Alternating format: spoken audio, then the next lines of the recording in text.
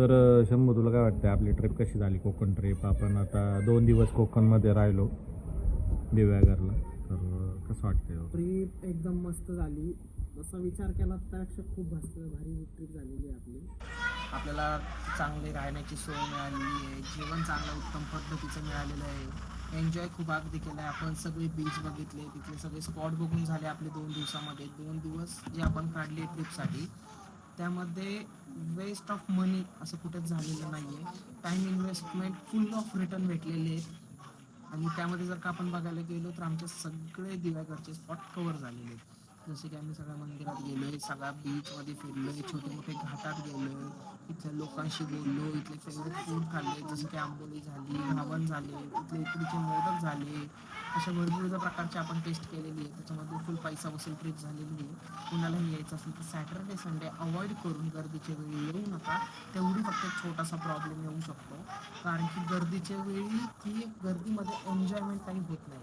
आणि एन्जॉयमेंट नाही झाली तर ट्रिपला लोकांचे आपले फोटोज खराब होणार. त्याच्यानंतर ना आपले फिरायला गेले की लोकांचा मूड स्पॉईल होतो, कोणाचे काही भांडणं होऊ शकतात. त्याच्या फ्री टाईमला यायचं, फॅमिली टाईम एन्जॉय करायचा, चांगले ठिकाण बघायचे. 2-3 ठिकाणी ऑनलाईन बुकिंगपेक्षा ऑफलाईन बुकिंग करायची. ऑफलाईन बुकिंगला 2-3 ठिकाणी जाऊन आपण मस्त रूम बघू शकतो. इथल्या लोकांशी बघून संवाद साधून एकदम भारी. तरी पण जेमतेम किती खर्च आला ट्रिपला?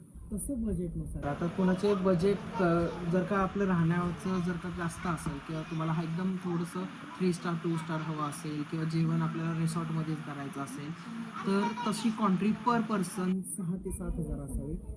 युजली जर का नॉर्मल ट्रिप तुम्हाला एन्जॉय करायची आहे, बजेटमध्ये वॉटर ॲक्टिव्हिटी सगळे स्पोर्ट्स करायचे तर 4,000 to 5,000 इज सफिशियंट.